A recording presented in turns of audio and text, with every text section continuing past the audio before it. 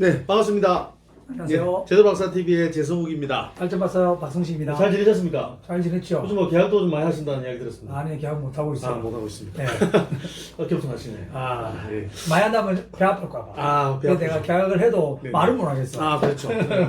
자, 요즘 마포에 사는 홍남기 씨의 이야기가 사연이 많이 경제부총리. 네네. 지금 그분이 무슨 이유 때문에 지금 여론의 입방아에 오르고 있고 여론이 빵을 왜 그런지 모르겠습니다. 오늘 이제 올라온 사건인데 지금 홍남기 그분이 이제 전세를 임대를 해줬는데 그분이 이제 기존에 나가려고 했는데 실거주자가 이제 살려고 할 거 아닙니까? 그렇죠. 근데 이제 그 계약갱신 요구권이라는 게 이제 새로 법이 제정되니까 그렇죠. 기존에 있는 임차인이 홍남기 우리 경제부장한테 계약갱신을 요구를 했는 거예요. 그리고 요구를 하니까 실거주 입장에서는 못 들어오잖아요. 그렇죠. 그리고 홍남기 부총리는 거기 들어가는 것도 아니고 그러면 어쩔 수 없이 계약갱신을 들어줄 수밖에 없는 거라. 그러면 자기가 못 들어가니까 계약갱신 요건을 2년 들어줘야 되니까 4년을 살게 되면 홍남기 부총리는 집을 못 팔죠. 그렇죠. 사고자 실제로 그 실거주자 살려고 했는데 지금 못 사고 있는 거죠. 그런 측면에서. 자, 그럼 오늘 제대로박사TV에서는 임대차 3법 중에서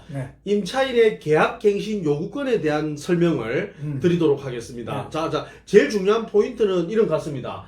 집 주인이 살고 있는 집은 그냥 막 매매를 하면 된다. 뭐 왔다 갔다 매수 매도 뭐 관계없이 하면 되는데 기존에 임차인이 있는 전세나 월세가 있는 부동산 같은 경우에는 새로운 매수자가 이 집을 살 때는 뭐를 조심해야 된다? 이게 점검 사항이 있어요. 왜냐하면 임차인이 이제 새로운 법이 시행됨으로써 기존에 그 계약갱신 요건이 있는지 없는지를 또 확인해야 될 필요가 있습니다. 자, 계약갱신 요구권이 임차인의 입장에서는 몇 개월부터 몇 개월까지가 됩니까? 지금 현재 법으로서는 6개월부터 1개월로 돼 있는데 2020년 12월 10일부터는 이제 6개월에서 2개월로 바뀌게 됩니다. 그러면 하여튼 6개월에서 1개월 그 사이에 남아있는 임차인이 있는지 없는지 그 기간이 혹시 임차 6개월 이상 남아있는지 아니면 1개월보다 더 작게 남아있는지 이런 임차인은 좀 편하게 매매를 해도 되지만 매수자가 살 수가 있죠. 그렇죠. 근데 임차인이 계약갱신 요구권을 가지고 있는 그 기간에 있는 사람, 즉 6개월에서 1개월 그 사이에 있는 임차인은 여러분들이 집을 매수할 때는 한번 꼭 확인을 해서 물어봐야 된다. 그럼 예를 들어서 임차인이 6개월에서 1개월 사이에 있는데 집을 팔아라. 그럼 난 다른 데 이사 가겠다. 보증금 돌려달라. 이렇게 하면 무조건 집을 거래해도 됩니까? 그런데 변심을 하면 못하는 현 법에서 변심을 하나도 임차인에게 손을 들어주니까 처음에는 원래 변심하면 들어주면 안 되잖아요. 근데 우리 현행법상은 그 임차인의 단순 변심에 대해서 기존의 임차인의 계약 요구를 들어주게 돼 있는 거예요. 법의 약자에 변해서. 이게 홍남기 부총리가 지금 집을 못 팔고 있는 이런 가슴 아픈 벙어리 냉가슴 앓던 그런데 개정을 한다고 합니다. 개정을 한다고 한다. 그러면 여러분들께서는 이제 앞으로 집을 매매하실 분들은 특히 임차인이 있는 매매 물건 같은 경우에는 이 임차인이 여러분 매매하는 그 시점에 계약갱신 요구권을 할 수 있는 그 기간이 있는지, 즉 6개월에서 1개월 그 사이에 있는지 없는지를 먼저 파악을 하셔야 된다. 만약 그 사이에 없고 더 많이 남아있거나 아니면 1개월 안에 남아있다고 하는 것은 그냥 여러분들께서 그냥 계약을 해도 별 무리는 없다. 매수 입장에서. 그러나 만약에 그 사이에 있는 임차인 같은 경우에는 임차인이 계약갱신 요구권이 발동하기 때문에 여러분 새로운 집 주인 같은 경우에는 혹시 이 집을 사고도 이 집에 못 들어오는 일이 발생할 수 있다는 거 꼭 여러분들이 기억을 하셔가지고 매매하실 때 참고하시기를 바랍니다. 그럼 이 임대차 3법이 너무 이렇게 빨리 통과되면서 이런 문제가 발생하는 거 아닙니까? 아니요, 오늘 저 뉴스에 보니까 임차인들이 뭐 줄을 서고 이렇게 하는 모습을 봤는데. 저도 봤습니다. 저는 무슨 일입니까, 그게? 임대차 3법에 의해서 일어난 일이 아니라고 생각해요. 그럼 영향을 안 미치는 건 아니지 않습니까? 뭐 여러 가지 사항이 있겠는데 지금 이제 우리 LG 아파트도 2,302세대가 있는데 지금 전세가 2개밖에 없거든요. 그렇죠. 3법이 일어나기 전부터 없었어요. 그만큼 이게 시중에 돈이 많이 풀리고 이게 이제 부동산에 기존에 가지고 있는 분들이 전세를 안 놀라 하잖아요. 전세를 안 놀라는 게 아니라. 제 방에서도 월세 받잖아요. 아니, 그런 게 아니라 치료용 대책으로 인해서 다주택자들이 취득세가 높아지니까 집을 못 사는 거예요, 이제. 아니, 다주택자들이 무조건 악이다, 잘못됐다 해가지고 막 다주택자들을 막 적으로 보니까 다주택자들은 아니 주택 공급하는 역할도 하지 않습니까? 아, 못하게 되니까. 인정도 하지 그걸 못하니까 지금 전세 물량이 없는 거 아닙니까? 우리가 시대적 흐름 말때 너무 투기 성향이 있다 보니까 정부가 규제를 하는 거지. 이게 너무 이렇게 가파르게 오르면 제박사. 아니 규제를 하더라도 적당히 좀 시간을 두고 시간차를 두고 이렇게 해야지. 갑자기 그런 걸 막 통화시키고 이래 보니까 이 문제가 발생하는 거 아닙니까? 아, 지금 저 임대인이니까 임차인을 마음 모르지 않습니까? 아니요, 나는 임차인 알죠. 아니 임차인이 아니고 임대인이잖아요. 예전에 임차인으로 살아봤잖아. 언제 살아봤어요? 예. 몇 년 살아봤어요? 우리 엄마 걔부터 내 37살 때까지. 임차인 고통납니까? 알지? 방한간에 살아봤고. 그렇죠. 다 알죠. 임차인은 그 계약 기간이 다가오면 불안해가지고 점을 못 그렇죠. 하고 연장할 건가 어렵죠. 예, 그렇죠. 근데 이번 그건 아니에요. 정부의 법은 뭐 임차인에게 어째 보면 2년 플러스 2년, 4년을 살게 할 수 있게끔 하는 법이긴 하지만 이게 결과적으로 봤을 때는 임차인을 쫓아내는 법이 될 수가 있고 이 법을 여러 가지 케이스로 봤을 때 여러 가지 보안 사업이라든 이런 여러 가지 그 발생할 수 있는 시장에서 발생할 수 있는 이런 부분을 잘 완화를 시키거나 이런 다른 어떤 보완책이 없다라고 하면 임차인을 위한 법이 결국은 임차인을 쫓아내는 법이 될 수밖에 없다. 저는 저 박사하고 조심을 좀 합니다. 다르게 생각합니다. 뭐 다릅니까? 아니 뭐 왜냐면 이 법이라는 걸 항상 시행하다 보면 단점도 있고 장점도 있을 것 예, 같아요. 임차인 입장에서는 이제는 이제 지금 보증금에 이제는 3억이 들어왔는데 소유집에 3억이 들어왔는데 갑자기 이제 집이 많이 올랐잖아요. 지금 옛날에는 5억이었고 지금 전세는 3억이 됐어요. 지금 아파트 10억이 되었어요. 2년 만에. 10억 되니까 자기 입장에서 전세 주인 입장에서는 1억이나 2억 올려달라 할 거 아닙니까? 그럼 3억 갖고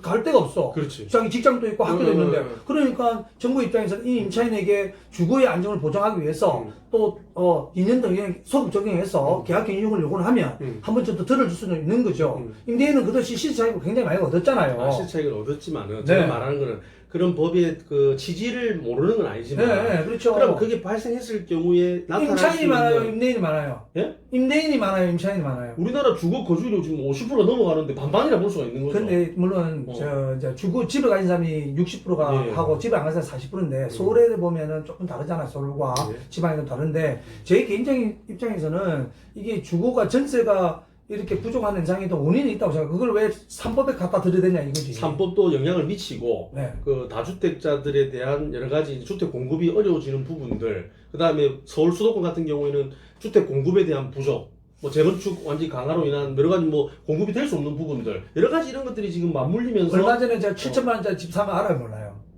그런 이야기요. 제대버스 TV에서 무슨 이야기 아니 그래서 내가 전세 줬잖아요. 얼마 줬습니까? 전세요? 7천 사가지고 얼마 줬습니까? 4천에 10. 참 좋은 임대인이시네요. 그래요. 네. 그렇게 하면 되죠. 왜 그렇게 할 수 있게끔 하면 되는데 그냥 그대로 두면 되는데 왜 자꾸 그를 아니죠. 다주택자들은 근데 그렇게 돈이 가진 분들이 너무 돈 갖고 돈놀이를 하니까 그런 거죠. 저처럼 서민을 위해서 전세를 사가지고 나중에 시세차익도 얻을 수 있는데 네. 지금 보니까 분양가 서민을 위해 샀습니까? 시세차익 남기기 위해 샀습니까? 아니면 저는 투자를 위해서 샀습니다. 그러니까 뭐 시장 남기기 위해 샀습니까? 아니 어차피 집을 10년 뒤에 그거 뭐 7천짜리가 10년 뒤에 1억이 될 수 있잖아요. 그렇죠. 그러면 그거는 당연하게 이게 돈의 가치가 떨어지는 만큼 그 부동산의 가치는 올라가는 거 아닙니까? 그러니까 결국 장기적인 투자는 난 국가에서 원하는 거예요. 임차인을 위해 산 건 아니지 않습니까? 그걸 왜 임차인을 아니, 위해 샀다고 임차인을 나를 위해서 샀던데 그렇지. 결국 임차인에게 혜택이 간다는 그렇죠. 거죠. 자, 그러니까 다주택자들이 사회적인 악이 아니고 물론 이제 투자를 막 너무 심하게 하거나 막 너무 갭 투자를 하면서 시장을 혼란시키는 거는 좀 그렇지만 그렇죠. 자연의 그런 순리에 의해서 저 경제의 그런 순리, 자유경제 사회에서 투자하실 분들은 또 여러 채를 사셔가지고 또 전세를 놓을 수도 있는 부분이고 또 그러면, 전세를 또 놓아가지고 또 여러 가지 전세에 대한 부분들을 또 기여할 수 있는 부분들이 있는데 네. 너무 이거를 갖다가 뭐 흑백 논리로 해서 아, 이거는 그렇진 옳다 않죠. 나쁘다 이렇게 해서 그걸 너무 이렇게 쪼아버리면 지금 현재 나타나고 있는 이런 임대차 관련된 이런 문제들이 너무 사회적으로 어려워질 수가 그러면 있어요. 솔직히 뭐 우리 유튜브 이야기지만 뭐 예. 간단하게 얘기하는 거 저희는 뭐 가뿐도 없고 하니까 그렇죠. 가뿐이 그러면- 없죠. 아무것도 그러면 없죠. 2020년 현재 그 서울의 집값이 10억짜리가 3년 전에 10억짜리가 예. 제가 정확하게 3년 전에 예. 10억이었는데 예. 지금 21억 2억이 됐더라고요. 예. 그에 대해서 어떻게 생각해요? 아, 집값이 10억짜리가 21억이 되면 이거 내가 돈 모아가지고 내가 올릴 거면 300 받는다면 예. 한 달에 100만 원, 200만 원, 자 100만 원 벌면 그 집을 살 수 있어요. 평생 죽어도 못 사요. 그렇죠. 그러니까 나는 이거에 대한 정부의 규제라가 그렇게 나쁘다는 생각 안 해요. 왜냐면 물론 규제에 장단점이 있겠지만 이렇게 돈의 가치가 떨어지고 물가가 이렇게 투기 집 조장하면 솔직히 분양권 보면 분양권 박사 아닙니까? 분양권도 투기 조장인 거 아니에요?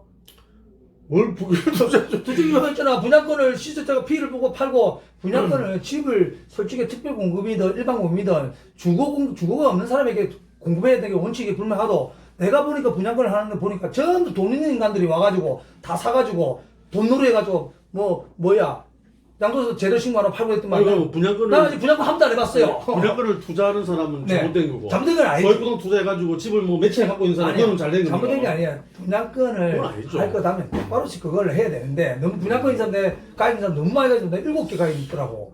하여튼 오늘 제대로 박사 TV가 각보로는 드라마입니다. 그렇죠. 임대차 3법을 하다가 분양까지 올라갔는데 하여튼 여러분들 임대차 3법 오늘 핵심은 여러분들이 집을 사실 때 매도인이 살고 있는 집은 관계없지만 임차인이 있는 집은 임대차 계약 기간이 6개월에서 1개월 남아 있는지 안 남아 있는지를 잘 확인하고 매매 계약을 하셔야지 나중에 혼란을 막을 수가 있다. 이게 오늘 결론이죠. 네네네. 다시 한번 수고 많으셨습니다. 빨리 가겠습니다. 제대로 박사 TV였습니다. 네. 감사합니다. 네.